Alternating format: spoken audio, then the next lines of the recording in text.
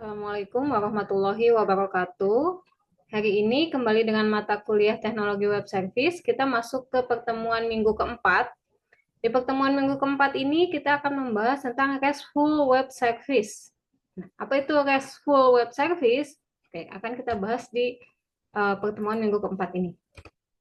Oke, di sini deskripsinya yaitu pembahasan minggu keempat ini meliputi pengenalan RESTful Web Service, kebutuhan toolsnya itu apa saja, implementation-nya itu seperti apa, kemudian mempersiapkan desain database, setup, REST server, setting koneksi database, implementasi RESTful, kemudian ada metode get, post, put, and delete, dan pengujian melalui browser maupun Postman. Tujuan pembelajarannya, di sini diharapkan mahasiswa mampu memahami RESTful dari web service, kebutuhan tools, menerapkan layanan web service, kemudian menggunakan metode get, post, put, and delete untuk menguji melalui browser. RESTful web service, itu salah satu web service yang biasa digunakan, yaitu REST atau biasa disebut dengan RESTful web service. REST sendiri itu merupakan singkatan dari representational. Jadi representational state transfer yaitu suatu gaya arsitektur perangkat lunak dalam menyediakan sumber daya atau data pada REST server serta dapat diakses dan ditampilkan research tersebut untuk dapat digunakan pada REST client. Nah, layanan RESTful Web Service menggunakan metode HTTP dalam menerapkan diidentifikasinya oleh flyer atau global ID. Nah, research tersebut direpresentasikan dalam bentuk format teks yang pada umumnya menggunakan JSON atau XML. Berikut beberapa metode HTTP yang umum digunakan. Yang pertama ada GET. GET itu hanya menyediakan akses untuk pembacaan, jadi hanya untuk melihat data. Kemudian PUT digunakan untuk memperbarui research baru. Kemudian ada juga DELETE yang digunakan untuk menghapus research. Kemudian ada POST, ini digunakan untuk memperbarui research yang sudah ada atau membuat research baru. Oke, ini contohnya kita punya REST Web Service Server. Kemudian di situ ada HTTP response-nya kepada klien, kemudian nanti klien pun bisa menggunakan HTTP request kepada server. Gitu.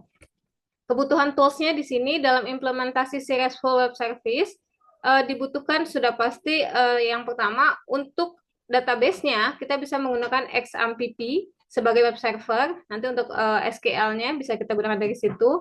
Kemudian Visual Studio untuk listing programnya, atau selain Studio Code itu bisa juga menggunakan Sublime, atau untuk editornya bebas ya. Jadi kalau misalnya Bu, saya adanya Sublime, boleh nggak pakai Sublime? Silahkan. Atau mau menggunakan Visual Studio Code juga silahkan.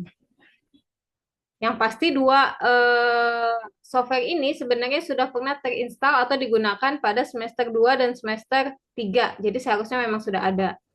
Kemudian yang kedua itu kita akan menggunakan kode igniter dan library REST server yang diperlukan dapat diunduh. Ini ada linknya, jadi bisa kamu langsung ke linknya untuk mendownload kode igniter, juga untuk mendownload library REST servernya. Oke, kemudian implementasi dari REST Web Service. Di bawah ini akan dijabarkan contoh implementasi RESTful Web Service menggunakan framework kode igniter. Nah, dalam konsep MVC, itu titik pusat logika di mana dipanggil ketika pengguna membuat sebuah perancangan berdasarkan logika yang ada di controller. Jadi controller itu sifatnya sangat dibutuhkan dalam konsep MVC kode igniter. Nah, kemudian si controller itu bisa mengambil data dan output, dapat juga dilihat untuk menampilkan, namun dalam beberapa penerapan RESTful diperlukan library REST controller sebagai pengaturan logikanya. Oke, di sini kita buat dulu database-nya. Jadi silahkan kalian setelah terinstall XAMPP, masuk ke PHP MyAdmin, localhost, PHP MyAdmin, kemudian membuat database baru gitu dengan nama db_member. Membuat database itu ada dua sebenarnya ya, bisa menggunakan command prompt atau bisa menggunakan PHP MyAdmin. Karena pelajaran kita kan sudah cukup jauh ya, bisa menggunakan PHP MyAdmin saja supaya lebih mudah. Dimana setelah membuat database db_member atau db_member, kamu buat tabel di dalam db_member itu dengan nama member. Kemudian untuk tabel member itu field-nya ID, nama member, email, dan nomor telepon dengan tipe datanya integer, Varchar untuk nama, varchar untuk email, dan varchar untuk nomor telepon. Size-nya untuk ID ada 11 digit, kemudian untuk nama 40, untuk email 35, untuk nomor telepon itu 16. Kemudian untuk ID itu auto increment. Kalau auto increment berarti penempatan secara otomatis. Jadi nanti ketika kita mengisi data, si ID ini akan mengisi datanya secara otomatis nomor 1, 2, 3, dan seterusnya. Oke, ini listingnya. Create table if not exist member.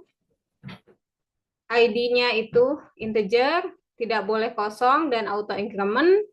Kemudian field nama member itu varchar 40 not null, dan seterusnya. Kemudian terakhir primary key-nya itu di ID. Nah, ditutup dengan engine sama dengan InnoDB default charset sama dengan Latin 1 gitu. Kemudian mengisikan data ke dalam tabel member. Jadi database-nya sudah punya, kemudian mengisikan data ke dalam tabel membernya. Perintahnya insert into member.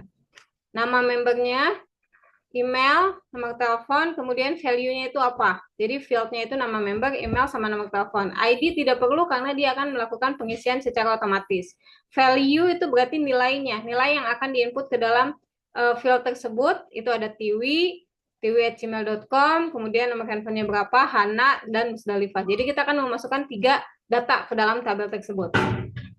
Kemudian persiapan project RESTful web service. Nah, pastikan folder master kode igniternya ini disertai library REST server telah ada pada folder C, SAM, dan htdocs. Jadi kalau kamu sudah install XAMPP, di dalam folder C, di dalam folder SAM, dan htdocs itu sudah ada library REST servernya. Kemudian nama folder diubah menjadi nama REST server. Jadi silakan nanti dicek. Pastikan service Apache dan MySQL-nya sudah diaktifkan. Jadi buka dulu XAMPP control, kemudian di start si Apache sama MySQL-nya. Setelah itu, kamu bisa menjalankan browsernya, lalu ketikkan alamat localhost /rest-server/index.php/rest_server hingga muncul tampilan seperti yang ada di samping. Nah, ini tampilan untuk mengecek REST server testnya. Jalankan editor Sublime, boleh pakai Sublime, boleh pakai full. Buka database member. Ada untuk melakukan nama controller baru atau folder ketik dulu yang /d. Kemudian adalah tentang controller website ini ada variabelnya atau meloading data ini untuk menunjukkan dibagi nilai REST. Yang pertama ya kosong, get to jika variabel ID di script di atas menunjukkan pembuatan fungsi get yang akan memeriksa apakah properti ID pada address-bar ada atau tidak gitu. Jika ada, maka akan ditampilkan semua. Jika tidak, berarti tidak bisa menampilkan datanya.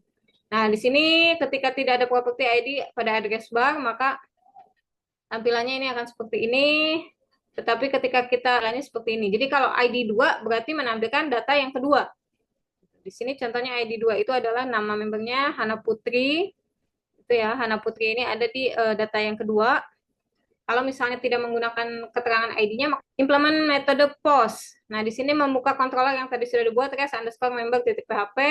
Kemudian folder controller yang telah berisi function index. Ini penambahan script-nya, penjelasannya. Function index di sini fungsinya menunjukkan pembuatan fungsi post yang digunakan untuk mengirimkan data baru dari klien ke REST server.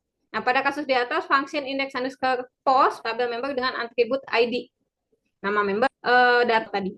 Di sini kemudian dijelaskan untuk pada kasus di atas ada controller REST update data pada atribut kan. Untuk menghapus, tinggal masuk akan menampilkan data hapus data dari caller, email, dan nomor telepon sesuai. Dan kita masuk ke pengujian di sini. Enough. Untuk mulai dan co-founder mengunggah Chrome Web Store artinya browser Chrome. Nah, namun di awalnya di web klien atau istilah uji coba REST merupakan tools wajib bagi para development yang bergerak sebagai graphic user interface. Namun kalau untuk testing time API. Nah, uji ininya ya, dari Google Chrome, Postman, terus OS, Linux juga bisa. Kemudian diunduh pada website resminya. Ini website resmi dari Postman. Bisa kamu klik. Jadi nanti kamu kalau yang sudah punya slide-nya itu bisa kamu copy paste aja atau langsung diklik aja, itu bisa untuk mendownload Postman-nya. Kalau sudah terdownload, tampilannya seperti ini. Kemudian ketika diklik 2 kali untuk instalasi, maka tampilannya seperti ini. Saya yakin kalian sudah pernah menginstal aplikasi, jadi pasti tahu apa yang harus dilakukan. Kemudian nanti tunggu sampai Postman-nya terbuka seperti ini. Jadi kalau belum terbuka, berarti dicek kembali berhasil atau tidak instalasinya. Kemudian pengujian implementasi pengujian menggunakan Postman. Di sini XAMPP, WAMPP, atau lainnya. Konfigurasi database yang akan digunakan adalah database yang sudah dibuat pada pertemuan sebelumnya, yaitu menggunakan database member. Project program yang ingin diuji itu yang mana? Kemudian project yang akan diuji dalam hal ini adalah project yang sudah dibuat pada pertemuan minggu sebelumnya. Jadi, tugas pertemuan 1 dan 2 itu bisa dianya bukan URL seperti gambar berikut. Nah, nanti akan maka yang ada under code www selanjutnya kemudian atau kita yang dihapus dan aplikasi Vigenesia. Ini kan lagi diskusi dengan startup satu ide produknya menyatukan generasi muda Indonesia, merajut nasionalisme, persahabatan, saling memotivasi, mengedukasi ini dikembangkan secara bertahap mulai dari siswa sebagai project base dan dalam jangka panjang dari Kemendikbud maupun masyarakat. Sesama alma mater ya, gitu maksudnya membantu teman-teman kita untuk mengembangkan lagi apa itu Vigenesia. Silakan kalian nanti bisa cek di apa sih Vigenesia susun berdasarkan proses bisnis yang sangat sertifikasi tersebut. Tapi Vigenesia juga ini responnya Vigenesia kemudian akan dari ini biasanya melakukan Vigenesia. Kalian diminta pada channel YouTube kampus atau menggunakan kreativitas gitu. Jadi format jadi nanti silakan ini melalui pengujian apa, kemudian untuk tugasnya ini bisa dilakukan secara buat laporannya serta video untuk videonya untuk pertemuan kartu.